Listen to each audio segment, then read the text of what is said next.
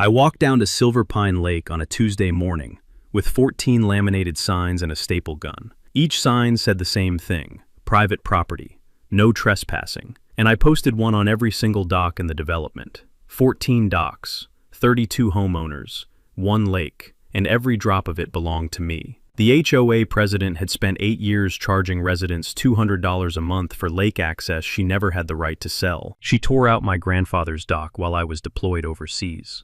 She gave my shoreline to her cousin for $1. She slapped a fake condemnation notice on my cabin door and blocked the road so I couldn't reach my own property. She thought she ran that lake. But my grandfather bought the entire lake bed in 1957.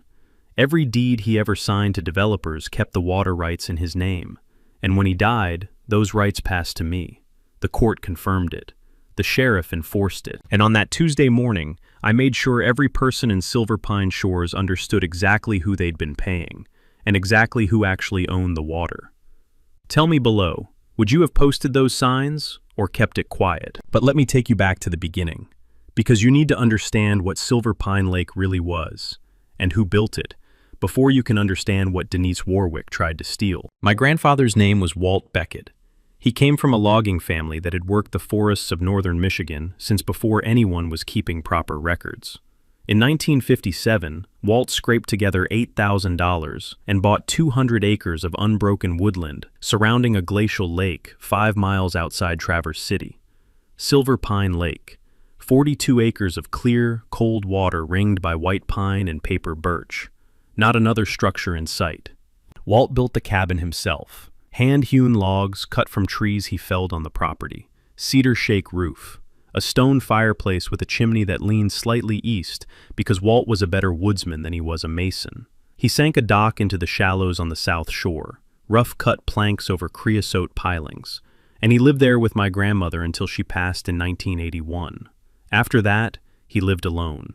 Just Walt, the lake, and a succession of bird dogs who all answered to the name Chief. The pine needles piled thick on that cabin roof every autumn. Lake mist rolled in at dawn and did not burn off until 9. Loons nested on the far shore, and their calls echoed across the water at dusk like something from another century. I spent every summer there as a kid. Walt taught me to fish for walleye with a slip bobber, taught me to read the water, where the thermocline sat, where the bass held in July, where the pike ambushed baitfish near the weed line. Here is what mattered about Walt. The man was meticulous. As Traverse City grew and the surrounding area developed, real estate people came knocking. They wanted lakefront parcels. Walt obliged. He sold land in pieces over 30 years. 5 acres here, 8 acres there, eventually enough for an entire subdivision. But every single deed Walt signed contained one clause that never changed. Grantor reserves all rights to the lake bed, submerged lands, and riparian access of Silver Pine Lake. Every deed, every sale, no exceptions. Walt knew exactly what he had. He knew that the lake bed itself was the real asset. The land around it could change hands. The water would not. He died 2 years ago at 89, sitting in his favorite chair on the cabin porch, looking at the lake.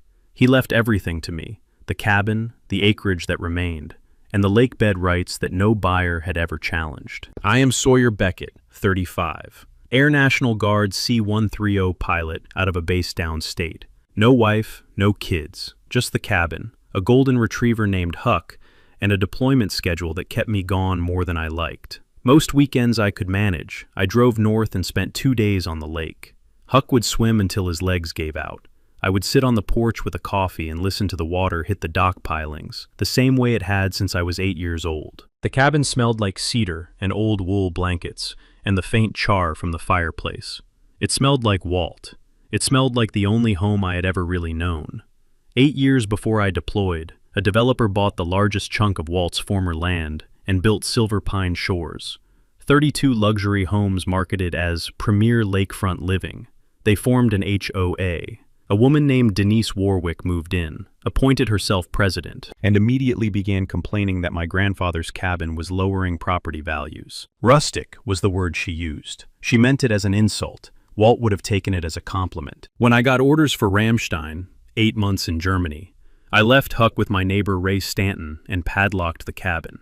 Ray was a retired Michigan DNR game warden who lived in the old caretaker cottage next door. He promised to keep an eye on things. I trusted him completely. What I did not trust was the woman in the white Escalade who had been circling my property line like a real estate vulture for the past 3 years. I should have trusted that instinct more. The flight home from Germany took 14 hours, a layover in Philadelphia, and a rental car from the airport in Traverse City. I drove north on M72 with the windows cracked, breathing in cold Michigan air that smelled like wet pine and wood smoke. It was mid-October. The birch trees had turned gold. The maples were deep red against a steel-gray sky. I had not seen autumn in 8 months, and it hit me like a homecoming should. The 2-lane road narrowed past Elk Rapids. Gravel shoulders replaced asphalt. Pine branches scraped the roof of the rental car. I could smell the lake before I saw it, that cold mineral scent of deep water meeting October air. Every mile felt like a year unwinding.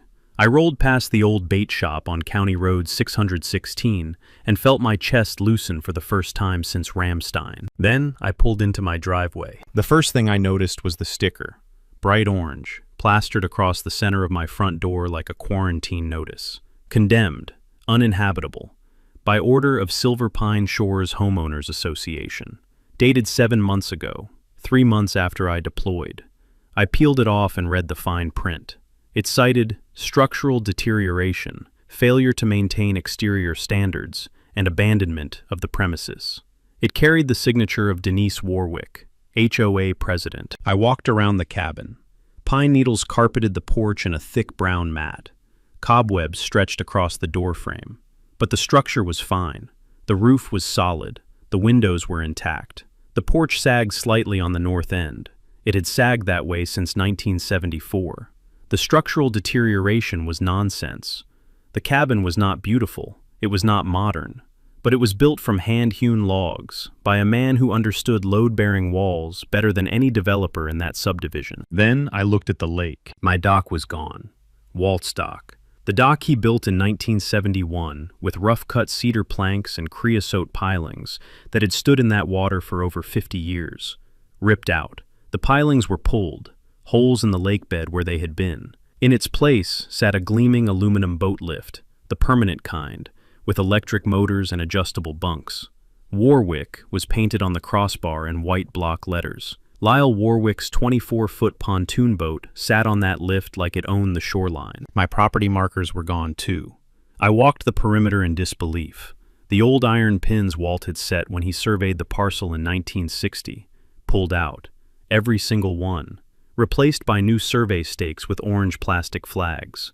And those new stakes marked a property line that put my entire waterfront inside something labeled HOA Common Area, Silver Pine Shores. The cold air off the lake carried the smell of dying leaves and wet sand. I stood at what used to be my shoreline and stared at another man's boat on another man's lift in the place where my grandfather's dock had stood for half a century. I called Ray. He answered on the second ring. Sawyer, you home? I'm standing in front of Lyle Warwick's boat lift on my property. Ray exhaled. She did it about 3 months after you left. Brought in a crew, 4 guys with a barge.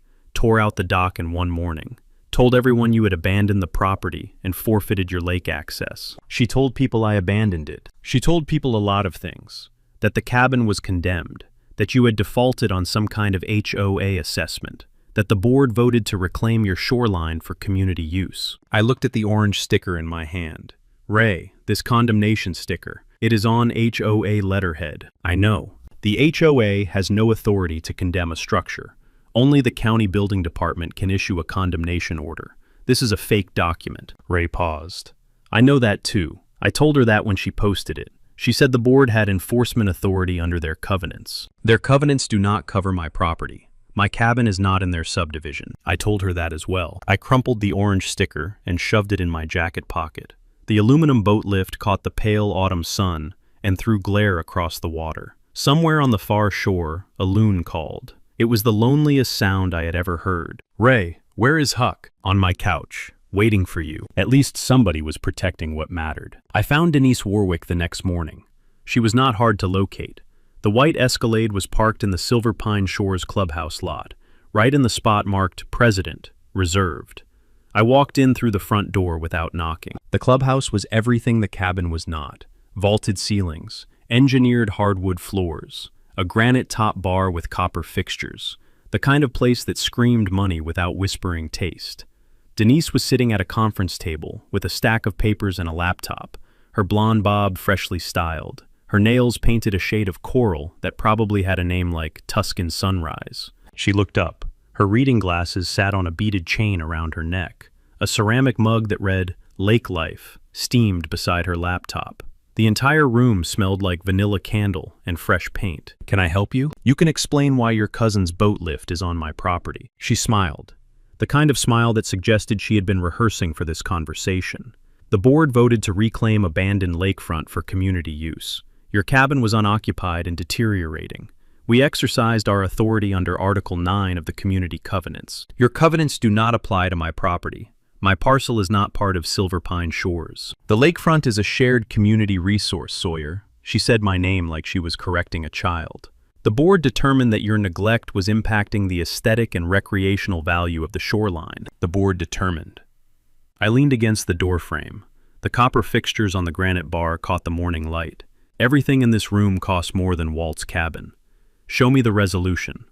She produced a document without hesitation. Board Resolution 2024-07. Reclamation of abandoned lakefront, Beckett parcel. 5 signatures. Denise Warwick, President. Lyle Warwick, Treasurer. 3 other board members I did not recognize. The resolution authorized the removal of derelict structures, my dock, and the transfer of dock rights to Lyle Warwick for community benefit purposes. "What was the purchase price?" I asked. $1. It is a community benefit transaction. Lyle maintains the dock area for the use of all residents. $1. She sold my lakefront to her cousin for a single dollar. The dock Walt built, the shoreline Walt owned, the property I inherited.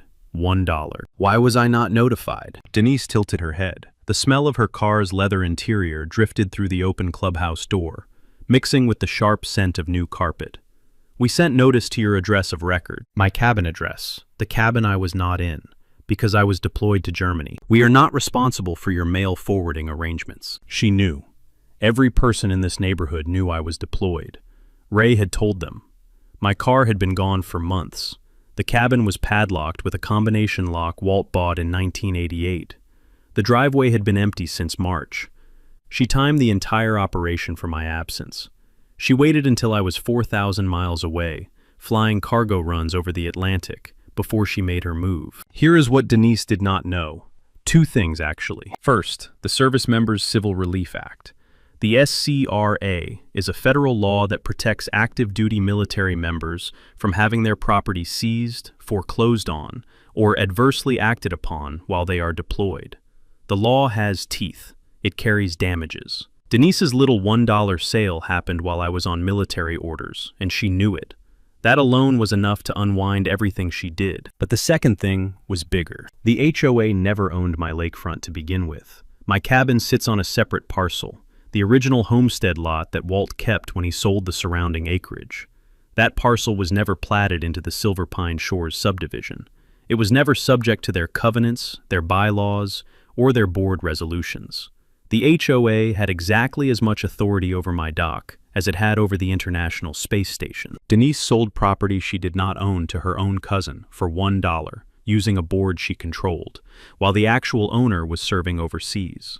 In Michigan, selling property you do not own is called fraudulent conveyance. It is not a gray area.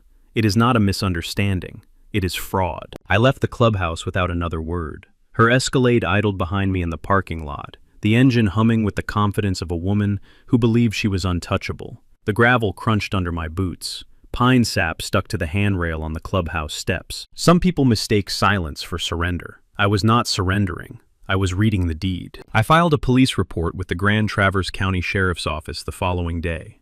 Theft and destruction of property. The dock Walt built was worth at least $12,000 in materials alone, and the labor to replace it would triple that number. The deputy took the report, wrote everything down, and then leaned back in his chair. "Sounds like a property dispute to me," he said. "A woman destroyed my dock and gave my lakefront to her cousin." "Right, a property dispute. You will want to talk to a lawyer." I thanked him for his time. He was not wrong, but it still burned. The fluorescent lights in the sheriff's office hummed. The waiting room smelled like burnt coffee and floor wax. I walked out into the parking lot and sat in my truck for 10 minutes before starting the engine. Denise responded within 48 hours. Not with an apology, not with an offer to negotiate. She responded with fines. A letter arrived at the cabin, hand-delivered by Lyle himself, who dropped it in my mailbox without making eye contact. The letter assessed $75 per day in blight fines against my property. The violations cited were structural deterioration, overgrown landscaping, and unauthorized waterfront access. The fines were retroactive to month 2 of my deployment. 7 months at $75 per day. Total, $13,500. Unauthorized waterfront access. She was fining me for accessing my own waterfront. The waterfront she stole. 2 days later, I drove down to the cabin and found the road blocked. The access road to my property, a gravel lane that Walt built in 1962, cutting through what was now HOA common land, had 3 concrete jersey barriers across it, yellow tape, a sign reading "Road Closed, HOA Maintenance, no unauthorized vehicles." I had to park on the county road and walk 400 yards through the woods to reach my own cabin. In October, through wet leaves and mud, carrying groceries. Ray met me at the tree line. His face was the color of a man trying not to say something he would regret. "She blocked a private road that Walt built with his own equipment 62 years ago," Ray said. "That road existed before her subdivision was a blueprint on a developer's desk." "I know, Ray. She is going to keep pushing until you push back." "I know that too." I spent that evening in the cabin attic, Walt's attic. I climbed the pull-down ladder and ducked under a crossbeam worn smooth by decades of contact. A low-ceilinged space that smelled like old cedar and mouse droppings, lit by a single 40-watt bulb and the pale light filtering through a tiny window that faced the lake. Dust floated in the yellow light. A barn spider had built a web between 2 filing boxes. Walt's old fishing rod, a split bamboo fly rod from the 1960s, leaned against the chimney stack. Walt kept everything. Tax records from the 1960s, receipts for lumber, correspondence with the county surveyor, and boxes, deed boxes, heavy cardboard filing boxes with dates written on the lids in Walt's careful block print. I opened the one marked 1957, original purchase. The deed was there. I lifted it carefully. Yellow paper, brittle at the edges, typed on a manual typewriter with the county recording stamp in the upper right corner. It smelled like old newsprint and cedar shavings. The legal description ran 3 pages. I read it twice. Then I read it a 3rd time. Walt did not just own the shoreline. He owned the lake bed, all of it.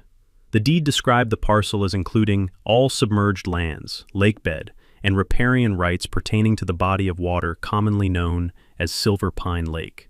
Every acre of mud, sand, gravel, and organic sediment beneath 42 acres of water belonged to my grandfather, and now it belonged to me. Under Michigan law, the bed of an inland lake can be privately owned if the ownership was established before certain public trust determinations took effect. The Great Lakes Submerged Lands Act governs the Great Lakes, but inland lakes are different. If the deed predates the relevant statutory framework and the chain of title is clean, private ownership of an inland lake bed is valid and enforceable. Walt's 1957 deed was bulletproof. I sat in that attic with the deed in my hands, and the cold October air seeping through the window frame. The 40-watt bulb flickered once. Pine sap popped somewhere in the roof joints. Outside, Lyle Warwick's boat lift caught the last light of sunset, its aluminum frame glowing orange against the darkening water. 14 boats floated on a lake that belonged to me. Every single one of them was trespassing. Colleen Haverford's office sat on the 3rd floor of a converted Victorian on Front Street in Traverse City. Her windows overlooked Grand Traverse Bay. The staircase creaked with every step, and the hallway smelled like old wood polish and radiator heat. Her door was frosted glass with gold lettering that read, Haverford Law, Water Rights and Real Property. She specialized in water rights and real property, the kind of attorney who read riparian law for pleasure and considered easement disputes a recreational activity. Bookshelves lined every wall.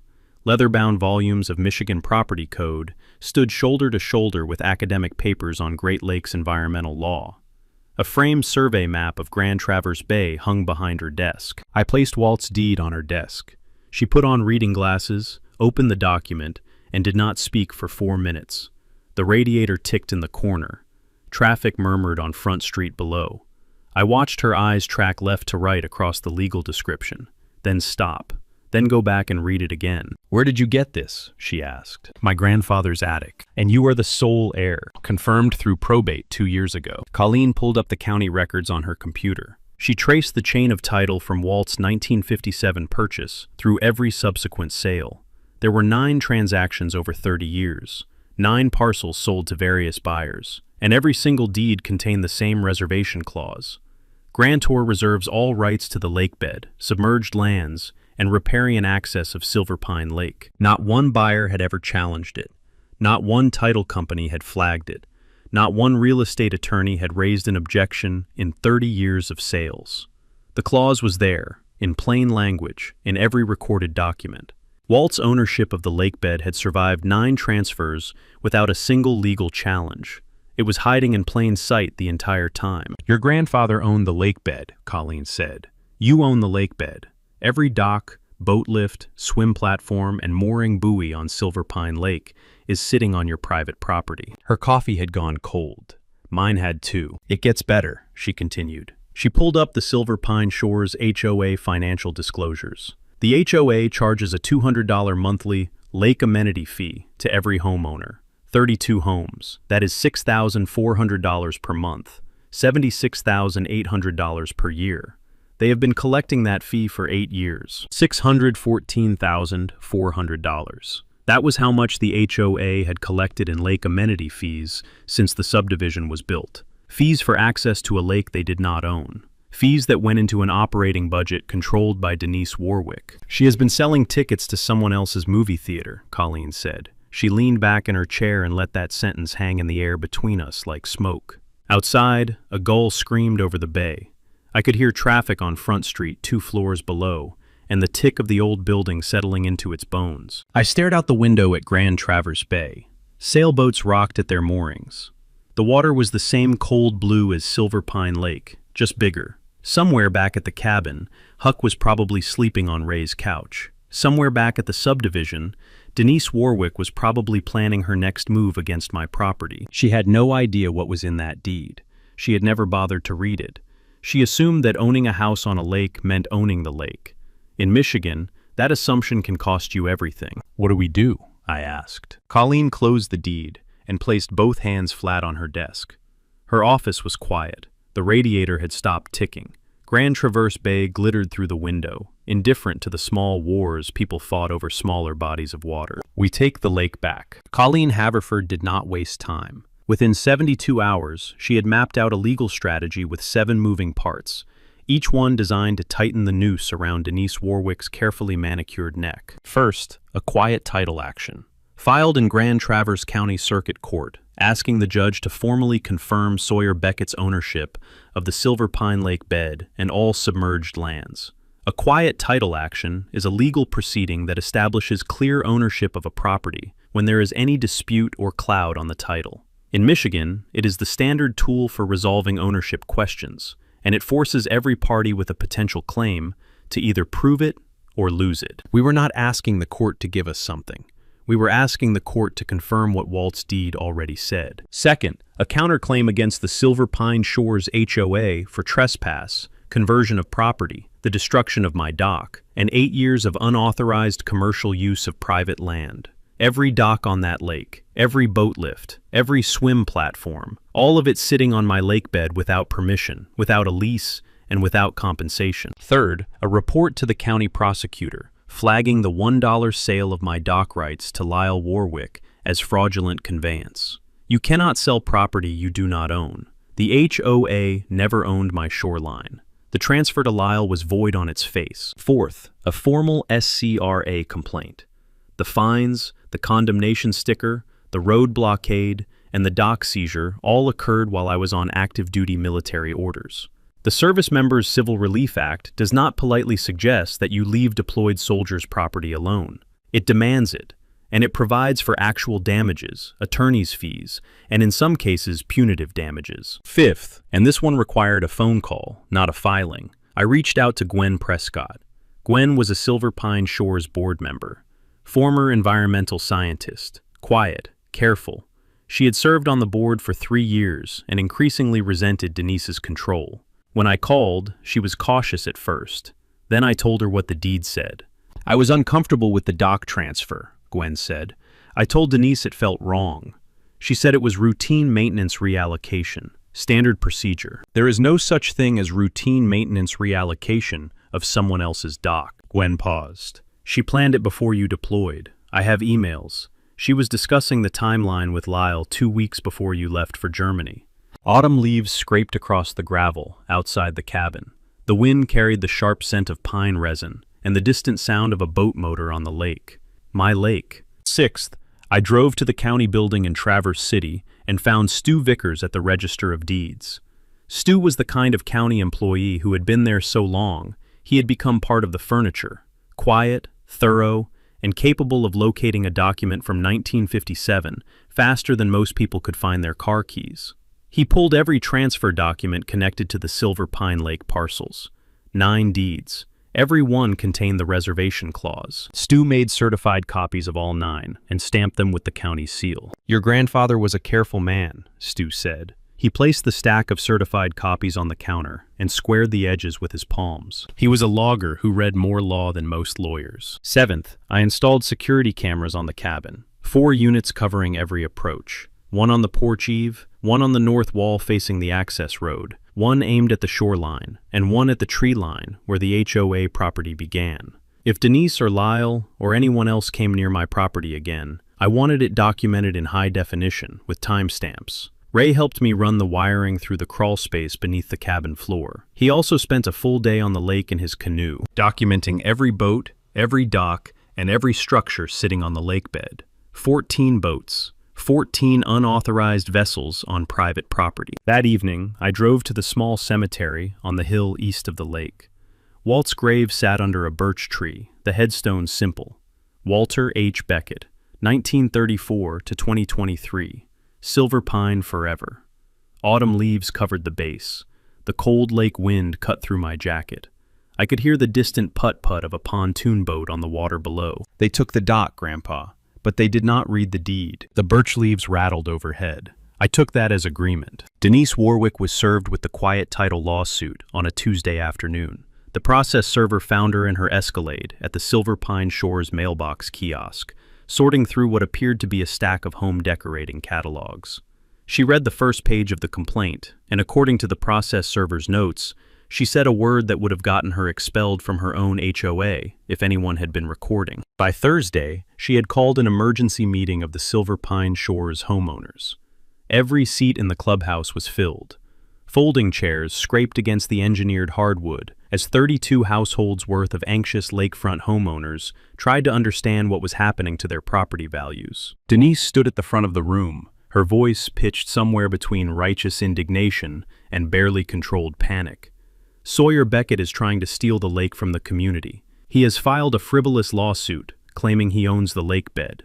This is nothing more than a revenge action by a disgruntled neighbor who refuses to maintain his property. The overhead fluorescent lights hummed. Someone in the back row coughed. A woman I did not recognize raised her hand. Can he actually own a lake? Denise smiled her practiced smile. Of course not. This is America. Lakes are public resources. Except they are not. Not in Michigan. Not when the deed says otherwise. But Denise was not interested in legal nuance. She was interested in keeping 32 households angry at me instead of curious about her. It worked, at least temporarily. Within a week, an anonymous note appeared on my cabin door. Block letters on plain white paper. Go back to your base. Someone had also keyed the word greedy into the tailgate of my truck while it was parked at the county road. I documented both incidents. The cameras caught a figure approaching the cabin at night, but the resolution was not clear enough for identification. Denise hired an attorney, a property lawyer from Petoskey named Hadley Burke. Burke filed a response to the quiet title action, arguing that the lake bed reservation clause in Walt's deeds was antiquated, ambiguous, and unenforceable as applied to modern community development. He cited no case law. He cited no statute. He cited the general principle that things should be fair, which is not actually a legal doctrine. Meanwhile, Lyle Warwick responded to the lawsuit by doing the exact opposite of what any rational person would do. He refused to remove the boat lift. Then he added a second boat, a bass boat with a trolling motor, tied to the aluminum lift with dock line. 2 vessels now sat on my lake bed. Lyle's own quiet form of defiance, guided by a cousin who had assured him this would all blow over. Denise then tried to get the county to condemn my cabin through official channels. An actual building inspector from the Grand Traverse County Building Department drove out, walked through the cabin with a clipboard, and spent 40 minutes examining the foundation, the roof, the electrical panel, and the plumbing. His report: the cabin was rustic but structurally sound. Original hand-hewn log construction in good condition. Roof solid. Foundation stable. No safety violations. No condemnation warranted. He noted the HOA's fake condemnation sticker in his report and added a line that the county had not authorized it. Denise's nuclear option had fizzled, but Gwen Prescott had not. Quietly, without telling Denise, Gwen pulled the HOA financial records she had access to as a board member. She copied them onto a flash drive and brought them to Colleen Haverford's office on a Friday afternoon. The numbers were devastating. The lake amenity fee, $200 per month from 32 homes, had generated $614,400 over 8 years. Of that amount, $180,000 had gone to legitimate lake maintenance, weed treatment, buoy placement, dock inspection by a third-party contractor, standard upkeep. The remaining $434,400 was unaccounted for.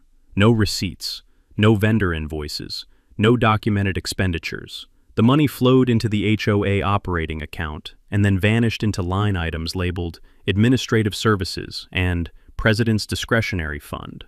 Denise had been skimming the HOA for nearly $500,000, from fees collected for access to a lake she did not own. The birch trees outside the cabin had lost their leaves by then. The branches stood white and bare against the gray November sky, like bones picked clean. The hearing on the quiet title action was scheduled for the second week of November. A cold front had moved through overnight. Ice rimmed the puddles in the courthouse parking lot. The wind off Grand Traverse Bay smelled like freezing water and diesel exhaust from the county plow trucks staged along the curb. Judge Eldon Tate presided. He was a circuit court judge with 30 years on the bench, a reputation for dry humor, and an intolerance for attorneys who wasted his time. The courtroom was wood-paneled, the kind of aging dignity that northern Michigan County buildings carry like a uniform. Denise sat at the defense table with Hadley Burke. She wore a navy blazer and pearls. Her hands rested flat on the table, but her fingers were not still. They drummed lightly on the surface, a nervous rhythm she probably did not realize she was broadcasting. Burke opened with his strongest argument. The reservation clause was outdated. He called it a relic of pre-development rural land transfers that had no application to a modern planned community. He argued that the homeowners of Silver Pine Shores had purchased their properties with the reasonable expectation of lake access, and that enforcing the clause would cause irreparable economic harm to 32 families. Judge Tate listened without expression. Then he asked one question. Was the clause recorded with the County Register of Deeds at the time of each sale? Burke hesitated. It was, Your Honor, but the buyers were not made aware of its implications. The buyers had constructive notice through the recorded deed. That is how property law works, Counselor. Next argument. Burke tried adverse possession. He straightened his tie and adjusted his tone. The community had openly used the lake for 8 years. Continuous, hostile, and notorious use of the lake bed should vest ownership in the HOA. Colleen stood. Michigan requires 15 years for adverse possession, Your Honor. The HOA has occupied the lake bed for 8. They are 7 years short. Judge Tate nodded. I can count. Next. Burke went for the public trust doctrine. Silver Pine Lake should be considered a public resource, subject to the public trust, regardless of the deed language. Colleen had anticipated this. Silver Pine Lake is a private inland lake with no navigable connection to public waterways. The public trust doctrine in Michigan applies to the Great Lakes and navigable waters. This lake qualifies as neither. The Michigan Supreme Court addressed this distinction directly in the Burt Lake case. Judge Tate made a note. Burke shuffled his papers. He had nothing left. Colleen presented her case methodically. The original 1957 deed with the lakebed description, the chain of title through 9 subsequent sales, each containing the identical reservation clause, certified copies from Stu Vickers at the Register of Deeds, a current survey confirming the legal boundaries of the lakebed, the probate documents confirming Sawyer Beckett as sole heir to Walt Beckett's estate. Then she presented the SCRA evidence. My deployment orders, the timeline showing the dock destruction, the fake condemnation, the fines, and the road blockade all occurred during active duty service. Military records confirming my station at Ramstein Air Base. Then she presented the financial records. Colleen placed a bound exhibit on the judge's bench. The $434,400 in unaccounted HOA funds. The lake amenity fees collected for access to property the HOA did not own. The $1 sale of dock rights from the HOA to the HOA treasurer's cousin. The scratch of Judge Tate's pen was the only sound in the courtroom. Denise's fingers had stopped drumming. They gripped the edge of the defense table now, her knuckles white beneath the coral nail polish. "I have heard enough," Judge Tate said. "The court grants the preliminary injunction. Petitioner's ownership of the Silver Pine Lake bed is confirmed pending final judgment. All unauthorized structures on the lake bed, including but not limited to the boat lift installed by Lyle Warwick, shall be removed within 30 days. Collection of the lake amenity fee is frozen effective immediately pending investigation. Respondent's counsel may file whatever motions he deems appropriate, but I would advise him to read the deed first." Burke asked for a recess. Judge Tate looked over his glasses. "You have had 8 years of recess, counselor. We are adjourned." Denise did not stand immediately. She sat at that table while the courtroom emptied. Burke gathered his papers without looking at her. The bailiff straightened the flags. A clerk collected exhibit binders. Denise stared at the wood grain as if it contained an escape route. It did not. The 30-day deadline fell on a Thursday in December. The first real snow had come and gone, leaving a thin white crust on the ground that crunched underfoot. Silver Pine Lake was not yet frozen. The water was dark and still, holding the cold like a promise it intended to keep. Lyle Warwick had not removed the boat lift. He had been warned. His attorney had been warned. The court order was explicit, but Lyle had apparently decided that ignoring a circuit court judge was a viable legal strategy. It was not. I arrived at the cabin at 7 in the morning. A court-ordered removal crew was already assembling at the shoreline. 3 men with a flatbed truck and a portable crane. 2 Grand Traverse County Sheriff's deputies stood near the water's edge, breath fogging in the cold air, their cruiser parked on the gravel turnaround that Walt built 50 years ago. The concrete Jersey barriers were gone, removed the week before by the same sheriff's office, after the court found they constituted illegal obstruction of a private road. The crew worked methodically. The aluminum boat lift came apart in sections, uprights first, then crossbars, then the electric motor housing. Each piece clanged against the flatbed like a bell tolling for Denise Warwick's real estate empire. The sound carried across the water. Lyle's pontoon boat was lowered off the bunks and towed behind a sheriff's department vessel to the public boat ramp 3 miles south. His bass boat followed. The entire neighborhood watched. They stood on their docks, their patios, their carefully landscaped lakefront yards, the yards they had paid premium prices for because of the premier lakefront lifestyle that Denise had promised. They watched the boat lift come down piece by piece. They watched the sheriff's deputies stand with their arms crossed.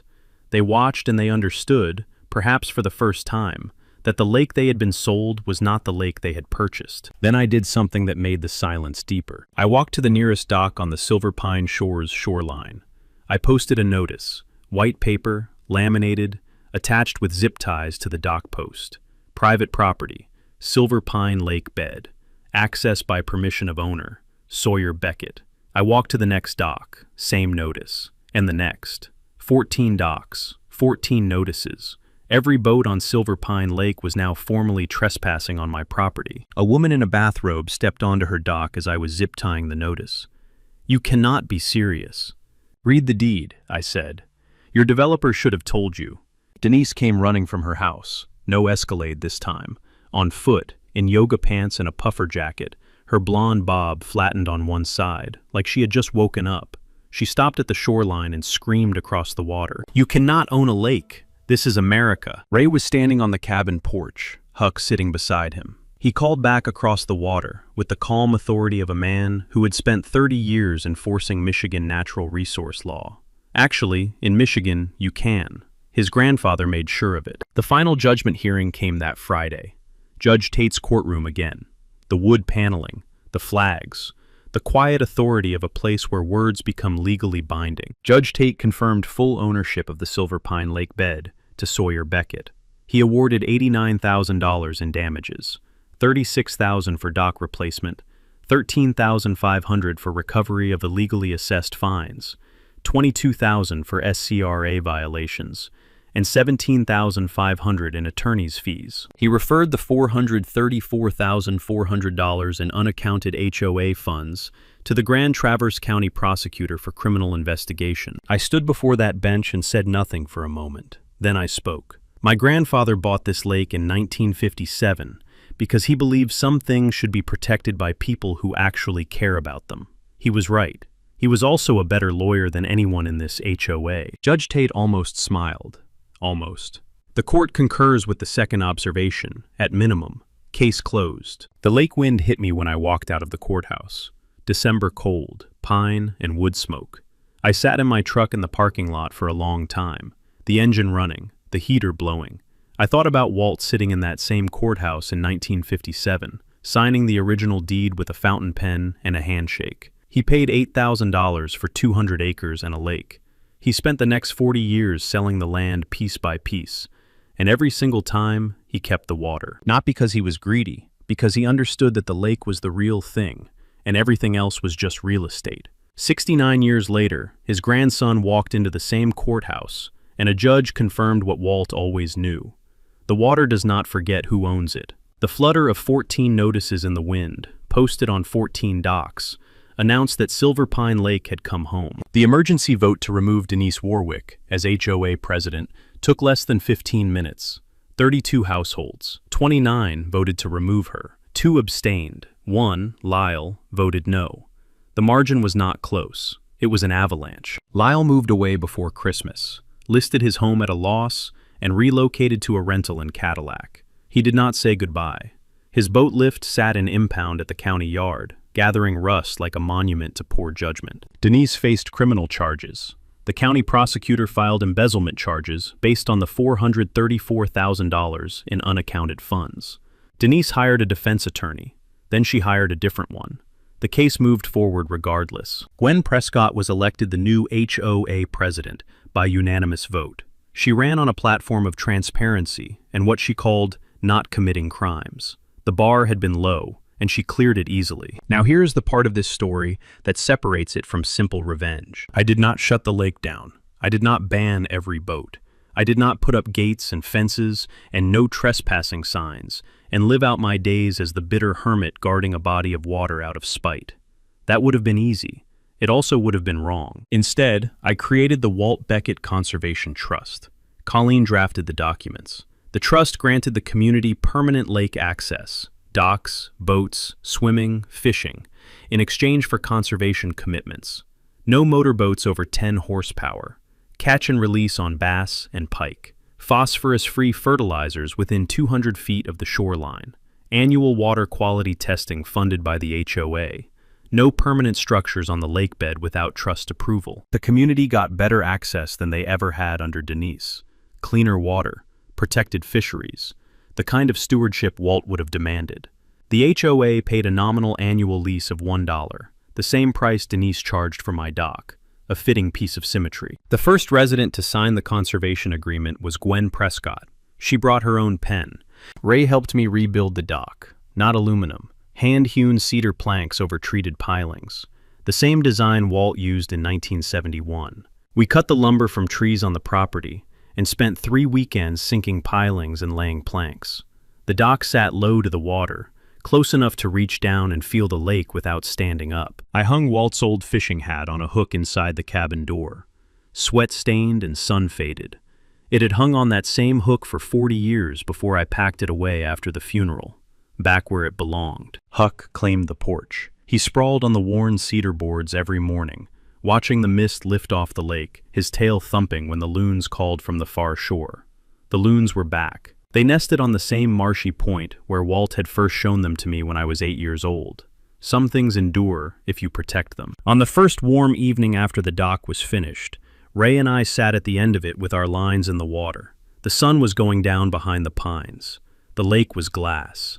A loon surfaced 30 yards out, looked at us with its red eye, and dove without a ripple. Your grandpa would be proud, Ray said. He would say I took too long. The creak of the new dock settled into the quiet. Stars appeared one by one over the pines.